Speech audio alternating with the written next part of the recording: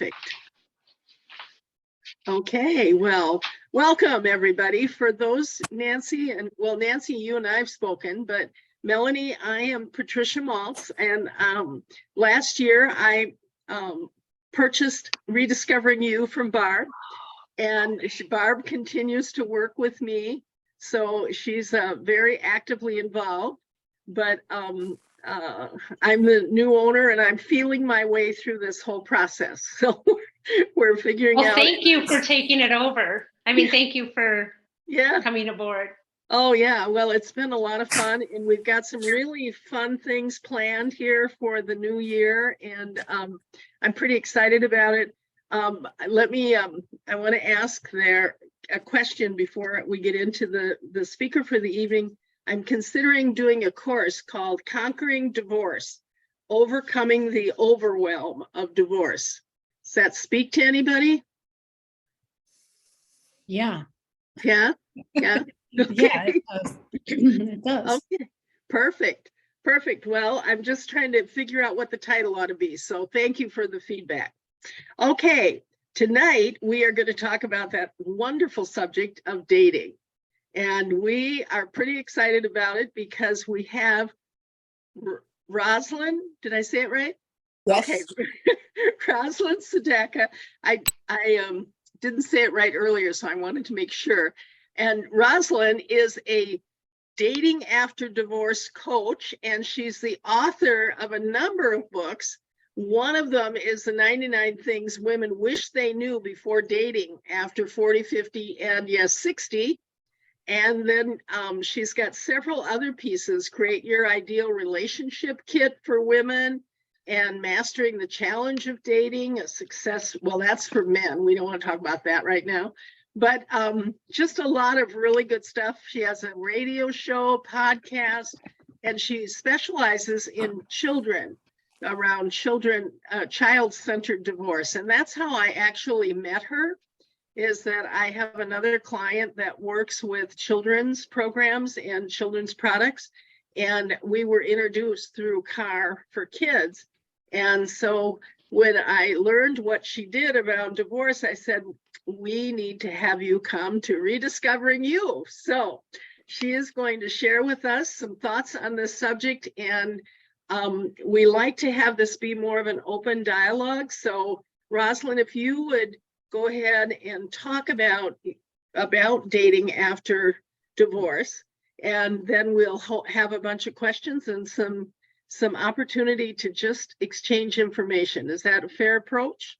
It certainly is. Thank you. Okay, perfect. Well, thank you. Welcome. She's coming to us from Florida, so it's a little cold down here right now, but we have great sympathy for those of you in Minnesota. Absolutely. Yes. So as a brief introduction, I am the founder of the Child-Centered Divorce Network, and I work nationally and internationally to help parents make the best decisions about divorce before, during, and long after the divorce experience, and into co-parenting, and then into dating and relationships following divorce. I'm a divorce and co-parenting coach, as well as a dating and midlife mentor and coach, because they're all connected. And I went through all of those experiences myself. I was divorced when my son was 11 years old.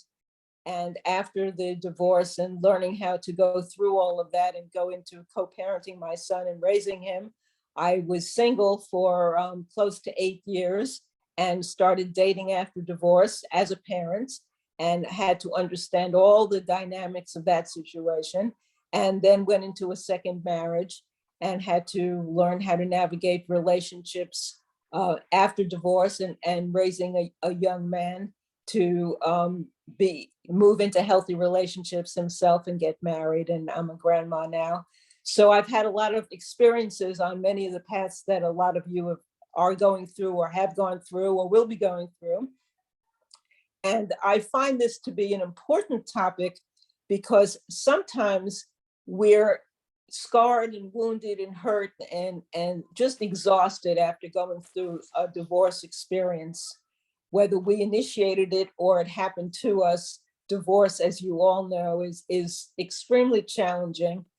And making our way and transitioning after divorce is extremely challenging. But when you're a parent, regardless of whether you have young children, teenagers, or young adults who are children, when you are dating and looking for healthy relationships, your children are inevitably involved. And that's such an important factor in the equation, because you're not only dealing with how do I start this new phase of my life for myself, and what do I have to learn, and what do I have to do, and how do I choose a healthier relationship and a good partner and trust again to do all of that. But then you have the challenges of children who have to be cared for and attended to, their well-being, especially emotionally and psychologically. And also they are opinionated and they have feelings and emotions. And very often when you have more than one child, there's differing feelings and emotions and attachments to different partners. So there's a lot going on. And I thought we just dive into a lot of the things that I've experienced and clients of mine have experienced, just to see if they resonate for any of you. And since we're doing this informally, we could open it up to questions as I move ahead and see if they're relevant enough. We don't want to get too much into personal information that's just unique to you, but if your questions are generic enough that you think it may be of value to other people, then I encourage you to ask your questions, and let's see if we could make some sense of this together. And I could give you some sound advice about some things to do or not do that'll be helpful. So I want to start by just talking about the experience after divorce. It's extremely challenging and tough for anyone, emotionally, physically, mentally, psychologically, spiritually. There's just so many factors involved in it. And a lot of women go through the transition feeling very wounded, feeling very exhausted. And I want to remind everyone that regardless of what your divorce experience was, whether it's something that you're going through now or it took place 5 years ago or more, it's important to look at the divorce experience and look for the lessons. I call them the gifts. As challenging as the experience may have been for you, if you can come away with some insights, with some awarenesses, with some lessons that you could say to yourself, well, I learned that for sure. I won't be doing that again. I'm going to be much more mindful about this. I have to be more cautious about that. I have to shift and change in what I'm looking for, or change my expectations, or understand more about how my personality melds with other people, so that I'm choosing a more aware relationship dynamic. Whatever it is, if you could write down those insights, those tips, those gifts that you could take from your divorce, you're starting off in much better footing. People who don't, people who look at their divorce experience and point everything about your ex and say, well, nothing, everything would have been great if it wasn't for him, and he did this and he said that and he didn't do that. And if you're purely feeling like a victim and there was nothing that you had to learn from the divorce, you're not starting out in as powerful, empowered, and strong a position as you can be, because there's always something we can learn. So the more you can stop and say, before I go out and start looking for other partners, what do I know about myself that I learned? It may have been the hard way, but it's valuable information, insights that I've learned about myself, about relationships, about other people, about things to do and don't do. And the more you're self-aware about that, the brighter the future is going to be, because you're not going to repeat past mistakes. And as someone who's spent a lot of years as a relationship coach, I can tell you that one of the most common challenges we face is seeing people who choose the same person over and over again. They have a different face, but it's the same personality, the same type, the same style. So whatever it is, you're butting heads again and again. And there are people who are in serial relationships, I'm sure you all know that, who just marry and it's an alcoholic again and again, or it's someone who's mentally abusive, or it's someone who's narcissistic, or it's someone who's not attentive to you at all. Whatever the situation is, you don't want to be repeating old patterns, and you can't stop repeating them if you don't stop and get those insights and say, well, I will never choose that behavior again.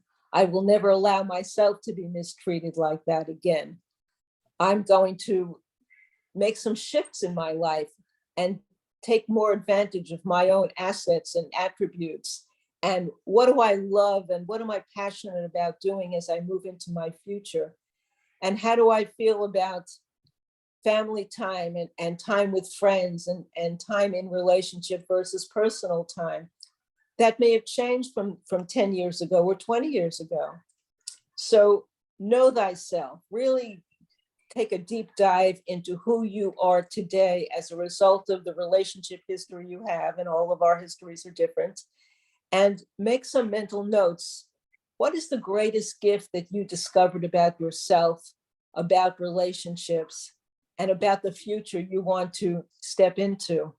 And that is such a big asset and plus that you can depend on, because it allows you to transform into the new me, the new and revised me, the person I want to be, the person that I respect about myself. Does that make sense? Yes. Mhm. Yes, it does. And with that, you're also going to be a better parent in guiding your own children, regardless of what age they're at, whether they're young in middle school, high school,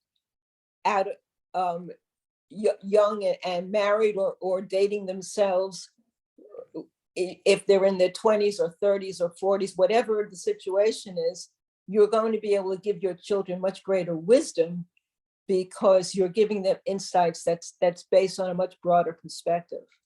So knowing that you want to take your time before dating, or if you haven't been successful in dating and relationships and you're frustrated, which is such an easy thing to be, then I suggest stopping, doing some inner work first.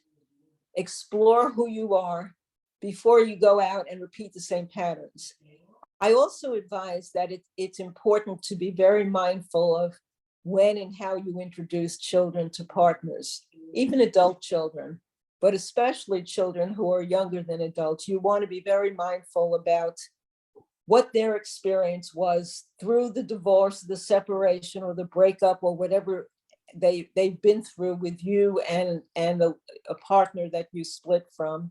And you want to think about what was it like being in their shoes, and what are their takeaways, and what did they learn from the experience, and what am I role modeling? And that's, if you could write something down, I would really suggest you writing down the question, how am I role modeling things for my children in life? Because I believe that's our most important responsibility, is being role models for our kids. And boy, when you're going through something like a breakup of any kind, your kids are watching and learning from you, good or bad. And it's never too late to make a shift. It's never too late to look your kids in the eyes and say, I made some mistakes in the way I handled this, and I apologize. I hope you can forgive me, but I want to do things a little differently. From now on, we're going to do this. From now on, I think I'd like to try it this way. What do you think?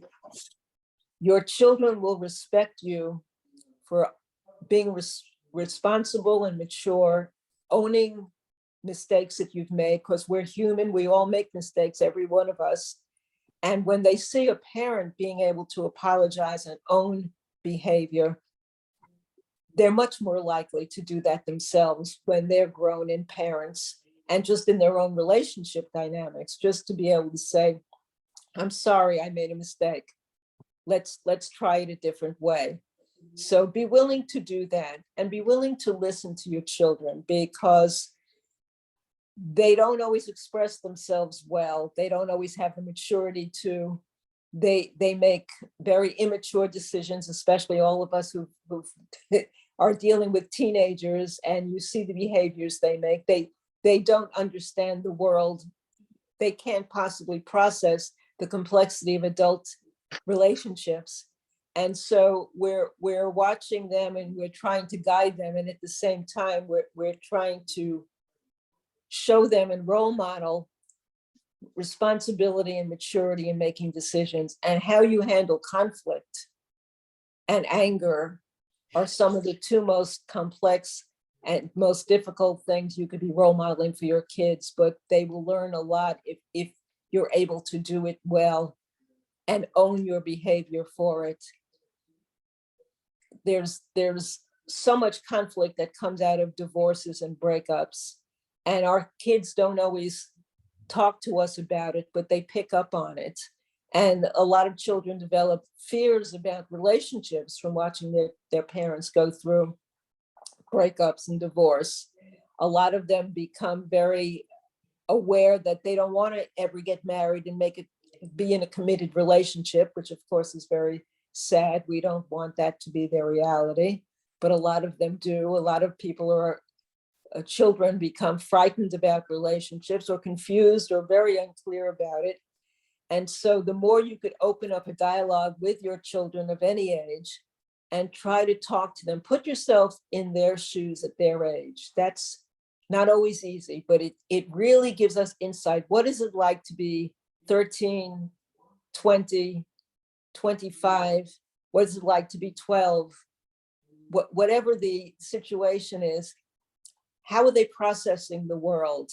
How are they seeing it? And what can I say to them to help them understand a little bit more?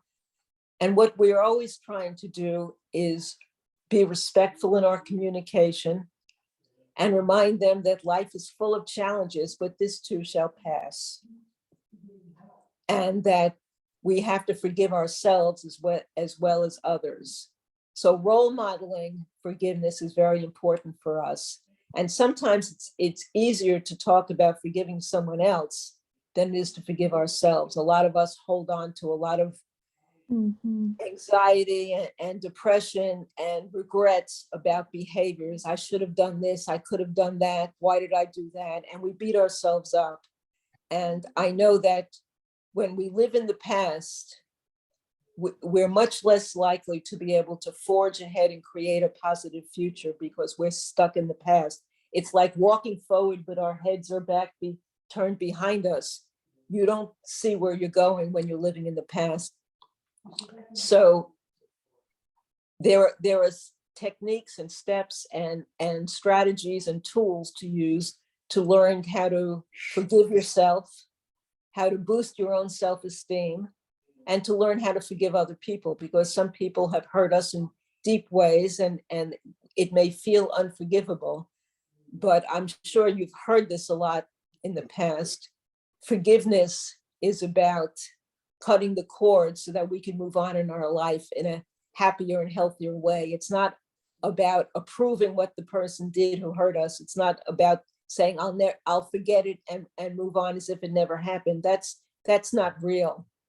But it's about saying, I am not going to let this incident or this person ruin my life anymore, hurt me anymore, go any deeper. I'm going to cut the cord of the pain, and then I can move on in a much more successful way. And that's very liberating and freeing. So learn what you can about forgiving yourself, about forgiving others, and teaching your children the value and the power of forgiveness is very, very important. When you are dating and in relationships, you want to be very mindful about who you're attracting into your life. So I'll stop here before I start talking about that to see if there's any questions or comments about anything I've addressed to this point. Because most of it was about inner work and our own self-esteem and handling the relationships we have with ourselves.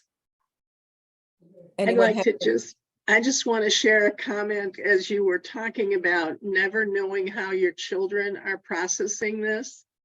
When I divorced, my son was 12 years old and my daughter was 9 years old. And we then, went forward, etc. And when he was about 25, 27 years old, we were working together on a project one day, and he said to me, "Remember when we got our divorce?" Right? I love it. I had no idea that he Wow. thought of it in that term. But remember when we got our divorce? It just floored Wow. me. So Isn't that interesting? Yeah. Yes. so I Yes, just thought that was funny how he did that out of the blue. Yeah, well, it shows you how attached our children are to our experiences. They live vicariously through us, the good and the bad. And yes, that he was emotionally experiencing with mom. And so that's very poignant, and it's wonderful, no matter what age they are, to get their reflections and their Mhm. comments and feedback, because there's value in all of that. So thanks for Yeah. sharing that. You bet. Well, and I wonder if there ever is the perfect age. You know what I mean? Like, I don't think that anybody's ever going to be okay with it until they're grown and maybe out of the house on their own life. And I don't even know then if they're going to be okay with it. So is there such A thing? better age for children when you're divorcing? No, what the reality is, divorce impacts children differently at different ages and stages. And so the younger children are not as able to verbalize what they're feeling and experiencing, but they pick up on the energy in the room, in your tones. Do we have someone can mute themselves? Okay, thank you. The energy around the home environment is what they pick up on. And if there's anxiety and stress and fear or worry or deep sadness and depression, the kids will pick up on that. They may not know what they're picking up on, but they will, and it'll affect their psyches. The older the children, social concerns about how their friends and neighbors and other members of the family are feeling about. We're experiencing a little delay, Rosalind, with your video. Oh, Okay, now you're back on. oh, good. So I was just saying that sometimes the children may be very confused about what they're experiencing, but they're picking up on the energy nevertheless. And as they get older, they may have the family, friends, schoolmates, classmates, teachers, how other people are feeling about the divorce situation. So you want to talk to them about that and get an understanding with them about how they feel and if they're worried about those kinds of things. As they get older and move into teen years, very often they're more opinionated and may take sides, and they'll be very clear about whether mom or dad or whoever the parents are, who's the good guy or bad guy. And then you may want to remind them that both parents love them and always will love them, and that this isn't about pointing the finger and blaming anyone. These are adult relationship decisions that are so complicated that no one can fix them. And rather than blaming one another, let's just find ways that we could all get along and continue to get along and respect one another and love one another. And I always tell parents to talk to the children about the fact that we are and always will be a family. The form of the family changes in a divorce, but the family is still a family. There may be two homes now and different bedrooms and some things that are changed that didn't used to be. But the important things is that both parents will always be your parents and will always love you, and that life is going to go on, and change is a natural part of life. The more all of us can adapt to change, the better off we are, children and adults, because change is inevitable. And human beings like to hold on to whatever is, even if whatever is not such a good situation. We seem to be innately afraid of change. The more we can breathe and relax and accept change, the easier our lives usually are, and the better off we are, because change is inevitably going to happen, just like the weather changes and the seasons change and things change in our careers and our lives and family relationships and and friend relationships and so many parts of our lives. So if we can get our children to understand, to accept change and adapt to change, their lives will be much less difficult because we can't stop it. It's inevitable. And aging is another one of the changes that women especially have a lot of trouble adapting to. And the more we could smile, shrug our shoulders and accept change and aging and all of that, the happier our lives will be, and the easier it is to just move ahead into the future. So I just wanted to bring up some factors about dating and how it impacts children.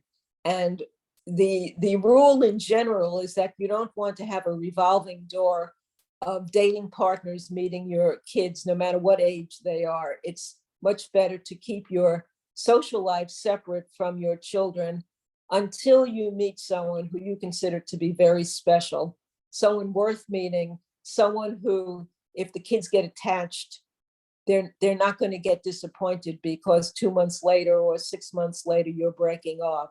So take it very slowly.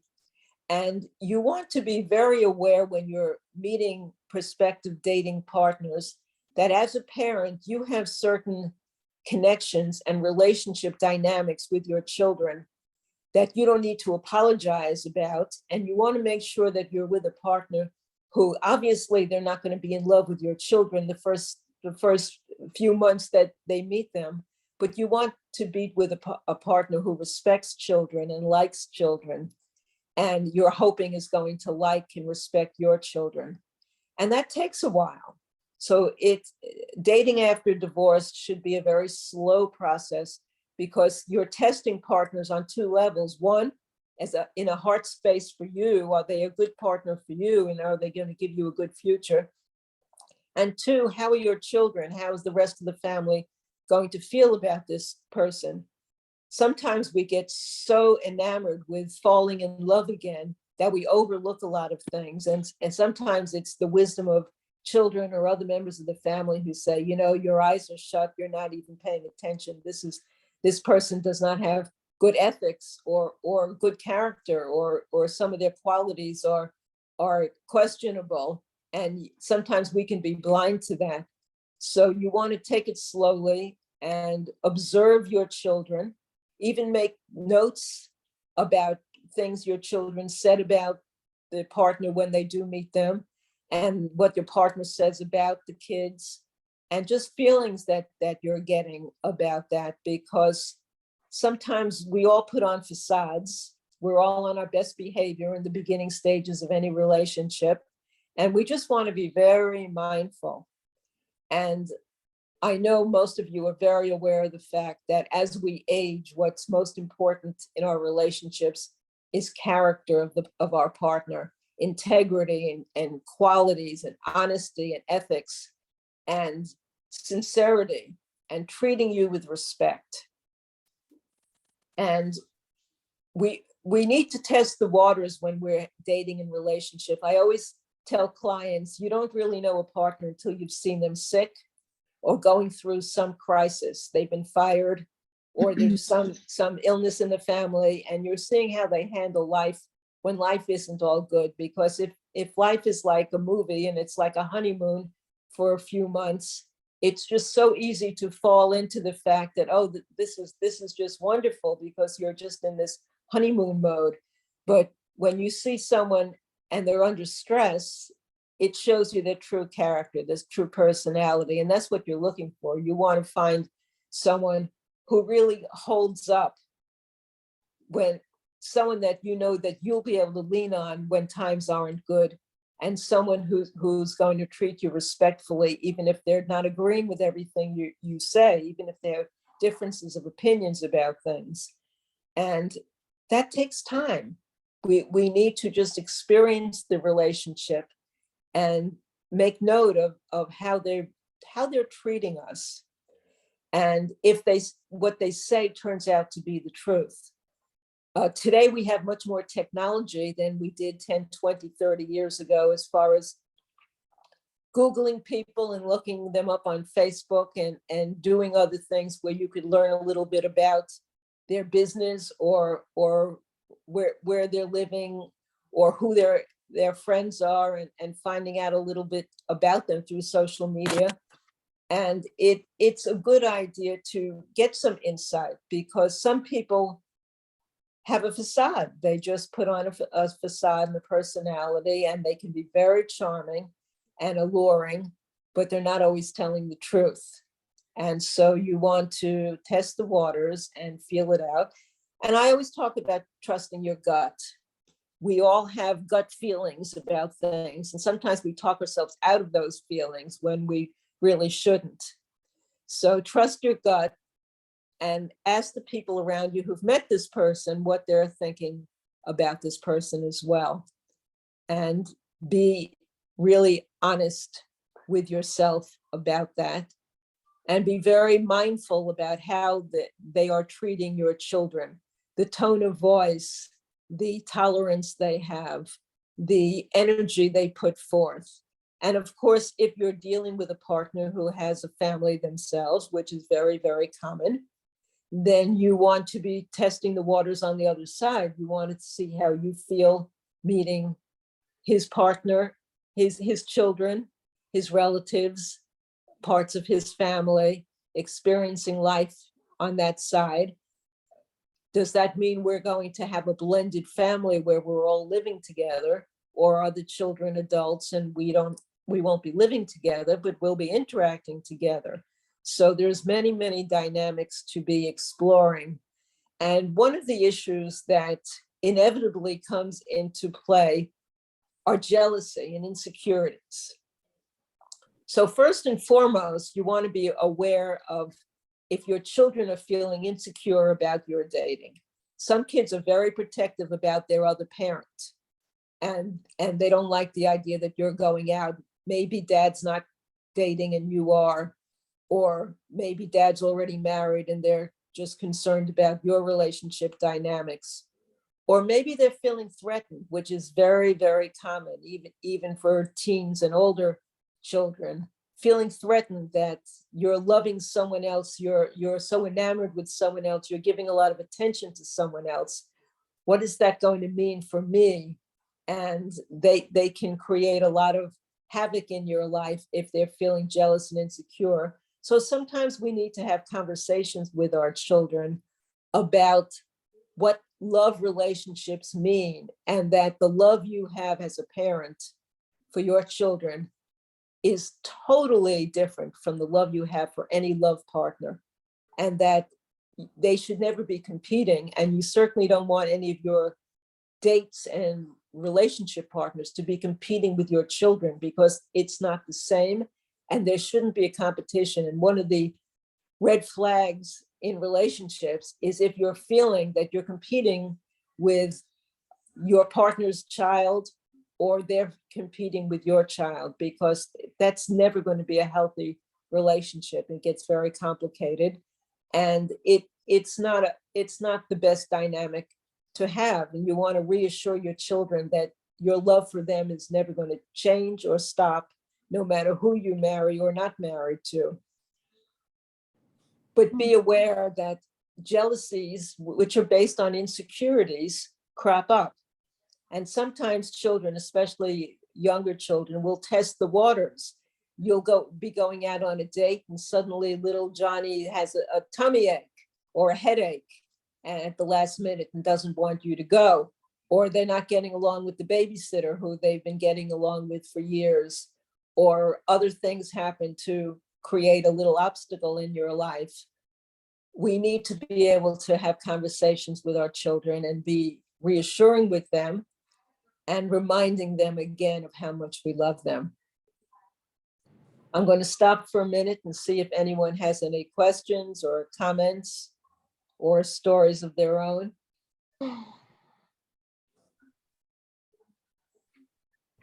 We can't be this quiet. I was, Nancy? yeah. Oh, can I go ahead?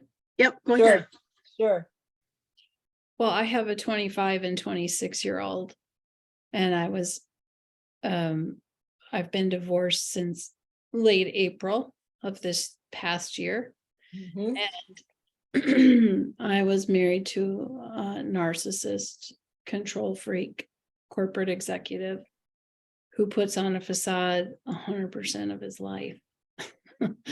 Anyway, he's of course dating a lovely woman who's got a great career, successful, been divorced since her 3 sons were very young.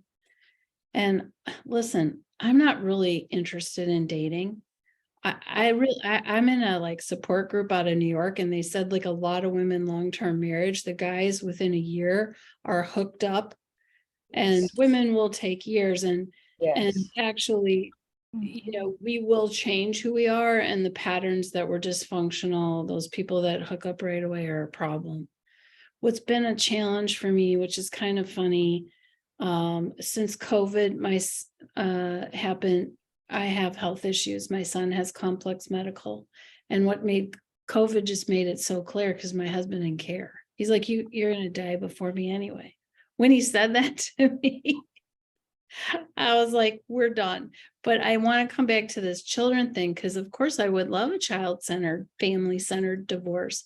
But in a hostile situation where it's a 2-year, hundreds of thousands of dollars in attorney fees to get out of this thing, and it's still like, I don't hate him anymore, but I just want to move on. So listening to this, I'm just going to give you feedback.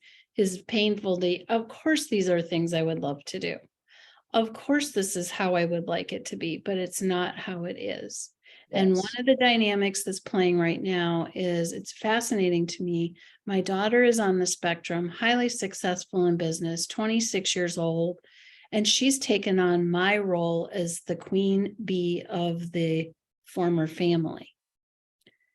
And the communication's gotten all skewed. Everything's weird. I really actually just came back from Chicago because I couldn't stand, we all live really near each other.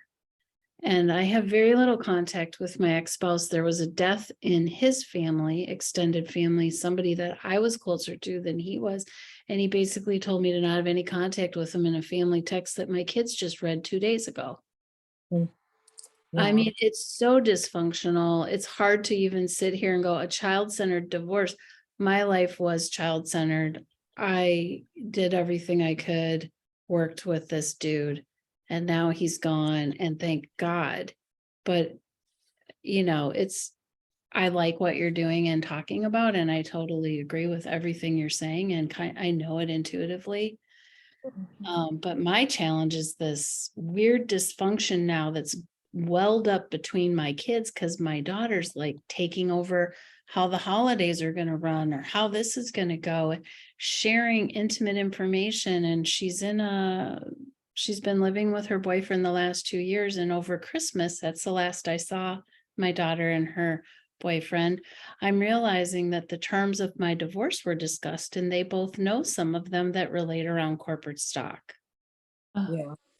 Well, And let me just say like this. the whole thing is a big mess.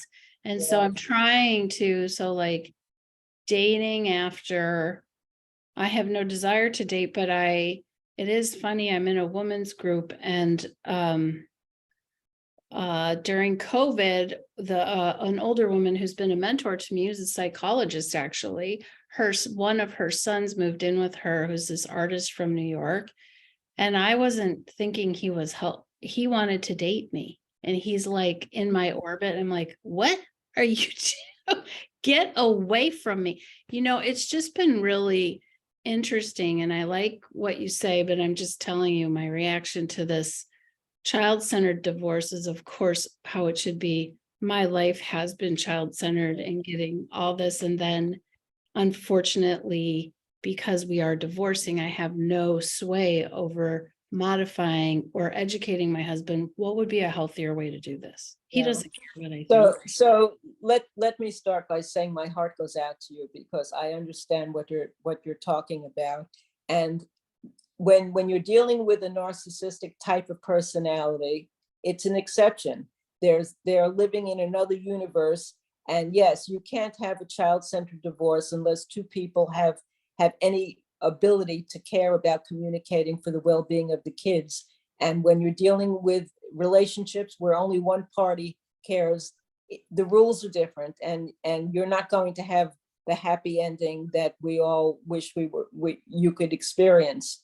So all you could do is, one, take the high road whenever possible, because hopefully long-term, your children will be honoring you and recognizing the mature way that you handle things. You're not going to win brownie points every minute of every conflict that comes along, obviously. And so you can't try to. You need to love and respect yourself, do the best you can for yourself, be the best role model for your children as possible. And your children are adults, so they're going to be making their own decisions now. We want to be very careful about our children not parenting us. And it's very tempting, especially for mature children, to want to parent us. They see their parents going through emotional. My daughter's been coaching me to get out there and get dating, because that's what her dad did. Right. Yes. And her heart's in the right And he's place. like, they're like, all hooked up and everything and blended. Right. Yeah. First of all, there's no rule that everyone has to date after divorce, that everyone has to have a relationship again. None of us should ever feel pressured into doing anything along those lines just because our friends or our neighbors or our family tells us we should. So we have to really honor ourselves, and that's a decision we make for ourselves. Well, one of the things, and one of the It's things, good to be open, though. It's good to be open and receptive, because sometimes that's kind of like this guy that just sort of floated in. I'm, selling the family's house. I'm getting rid of stuff. He has places for it to go. He's helping me, but I'm realizing he wants to date me, and he's telling me this. And I'm like, I'm a basket case. You're like not on my radar. But the point of it was for me to get intentional, because there was that going on where someone, whatever, it's just odd. And I don't want to get into a pattern. I realized one of my unhealthy patterns is being very kind. yeah, and being taken Kind advantage of. to a flaw.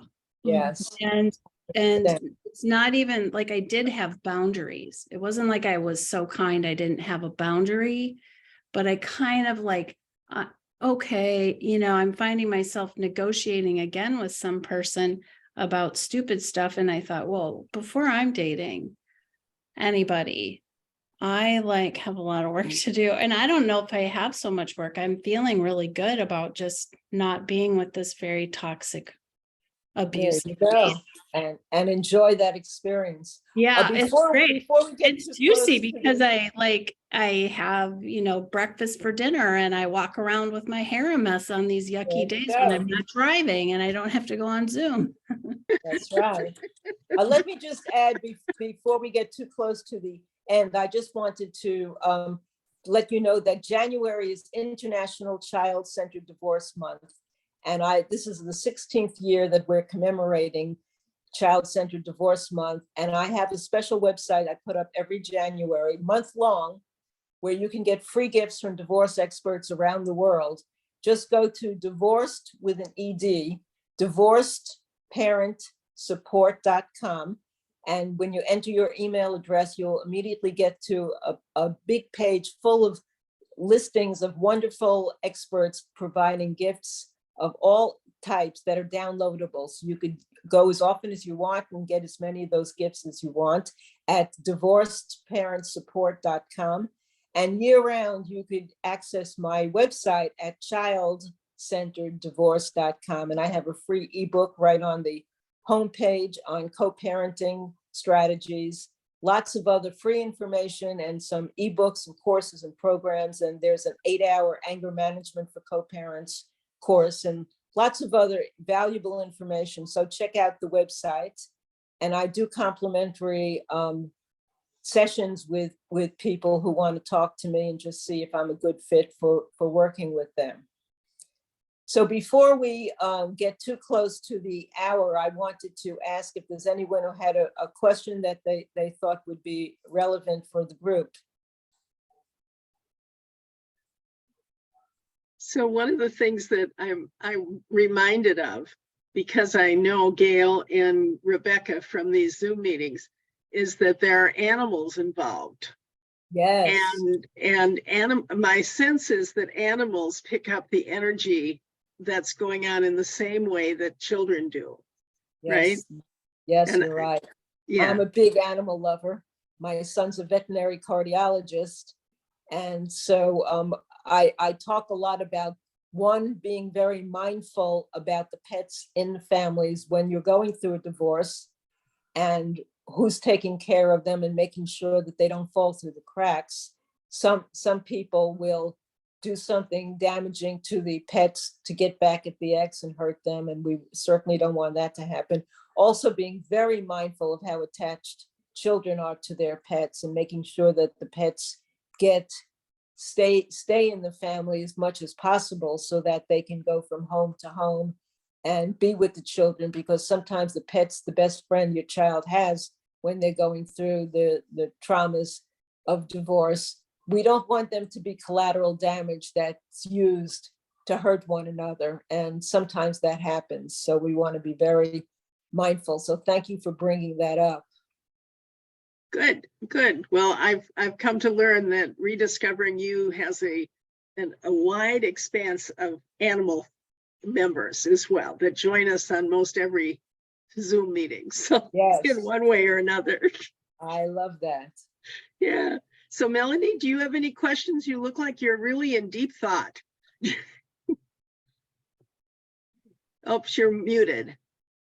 I know. I'm sequencing a dance costume and my kids are in the kitchen. So I'm kind of listening. I have 5 girls. Oh my. Yeah. Yeah. And the youngest is 9 and the oldest is 19. Oh, So wow. I think what Nancy was saying turns this whole conversation around when it's not a reasonable thing. You know, like the divorce she was mentioning, because we all want what we've talked about for most of this hour, but when it's not equal, that's where my biggest challenge lies, and recognizing, you know, like what you said, Rosalind, in the very beginning about like what first drew me to that person. That work, you don't really know how deep you have to do that. You think you do it, and then you actually start to do it, and it's really painful. There's You some know. good questions to ask ourselves too as we're going through the process, whatever stage we're at, and that is to ask ourselves, what are the children going to say to us when they are grown adults about how we handled the divorce? It's good to be mindful today, because sometimes we can't fathom the fact that they're going to be in their 20s, 30s, and 40s and hold us accountable. So it's good to be thinking about that as we make decisions every step of the way. Another good question to ask yourself is, would I be making the same parenting decision if we were still married? Sometimes a question comes up about, can you mute yourself?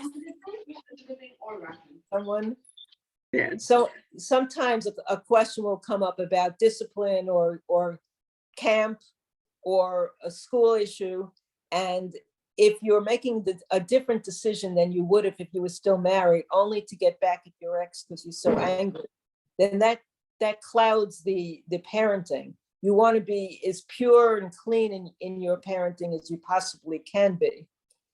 And it's also helpful to remind your ex that it's inevitable that you're going to need one another, because no matter what kind of a parenting plan you have, things happen. People get sick, accidents happen. There's always emergencies and shifts and changes due to work and other things.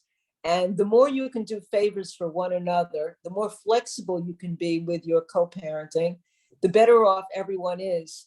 So catch your ex doing something right and thank them when you can before you go into all of the things that are bothering you, because inevitably there's going to be lots of things that we're not pleased about. But if you can thank them and catch them doing something right and just acknowledge them from time to time, they may be more likely to do the same for you and make the relationship a little easier and smoother. It doesn't happen with everyone, but it certainly doesn't hurt to be able to acknowledge your partner, do favors for one another, and just remind each other that this is a lifelong experience that you're in. You're going to be in it for the rest of your life, and you're doing it for the kids, because it's the kids who have to deal with the stress of two parents not being at the wedding in the same room because they can't behave together, or at the graduation, or other things like that. We have to step up and try to do the very best we can because we love our kids. That's what it's all about. Otherwise, we wouldn't be doing this at all if it wasn't for the fact that we love our kids and we want to give them the best possible outcome. So go ahead. Rosalind, yes, Melanie put in the chat that I think this is all good information, but when you've been in an abusive relationship, it skews everything differently with co-parenting. Totally agree. There's no doubt about it. Anyone in an abusive relationship has a totally different situation and needs to be adapted, everything about what they're doing accordingly. No doubt about it. No one should be tolerating abuse. And when you're getting out of abuse, you want to make sure you're out of abuse. So you're right. Yeah, it's really, really important. Yeah. Rebecca, you've been so quiet and you always have such good wisdom. Just listening. I'm just listening. I'm okay. Okay. Any contributions? Because you've got a 15-year-old, right? 17-year-old. 17-year-old. Okay, she grew up. Yeah, she's growing up fast. Okay. All right. Perfect. Well, we have come to the bottom of the hour, the top of the next hour. I'm not sure where we're at, one or the other. So if there's anything else that you would like to ask, this is the time. I would appreciate it. Gail, what would you like to share? Well, this might be several more hours in the future, but I haven't been dating for a while, since 2004. And the social media landscape has totally changed, and I have no clue how to navigate it. But I would like to think about dating, but I do need to do a lot of self-care still from a horrible, toxic, narcissistic divorce person. So what I've been doing for the 2 years I have been divorced now is just to do a lot of nice self-care, try and get my self-esteem back so that I do feel worthy of dating, you know? And so just the logistics of dating, I really don't know where to start. So Can I make a quick suggestion? Because Yes. I agree, rather than navigating social media and getting caught up in a lot of drama and complications, I would suggest thinking about what you would love to do that you haven't been doing, places you want to go, things you want to do, hobbies, activities, things that you've sort of put aside, and jump into doing that, whether it's taking a class or playing an instrument, learning a language, whatever it is, and do that, because you're more likely to meet someone who knows someone who knows someone who might be a good partner down the line. Without all of that, being introduced is always the best way to meet someone, because people know and respect you when they're introducing you, and you're more likely to have fun. Find your passion and go there. Don't go where the men are, and don't go where people are dating. Go to the places or the activities that you really like and love and care about. Enjoy your life, and you'll bump into a relationship in a healthier way. Okay, that makes sense. I was thinking I'd have to volunteer at Home Depot or something, but Well, follow your passion. okay. Home Depot is not it, right, Gail? Oh, it's not my passion. Although, with a house, you do have to go there. Oh, But yeah. It's the paint shelves that you might want to hang out at. yeah, but no, that makes sense. Follow my Yeah. passion and meet people, not necessarily guys, but meet people in general. I'd love Yes, to meet find a good group. people organically. That's Excellent. right. Excellent Make new advice. friends, meet people organically, naturally, and it works. Perfect. Perfect. Well, Rosalind, thank you.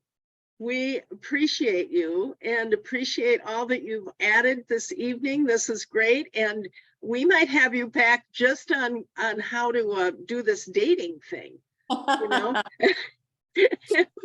And what are some of the steps in the dance? So we'll look at doing that possibly a little later this year. And if you're open and available, and we will go from there. So thank you, everyone. And we appreciate your being here, and we'll see you next week if you're available to listen to Sonia, who is going to talk to us about holistic financial planning, which is a really interesting way to do it. So, all right. Thank you, everyone. Have a great evening.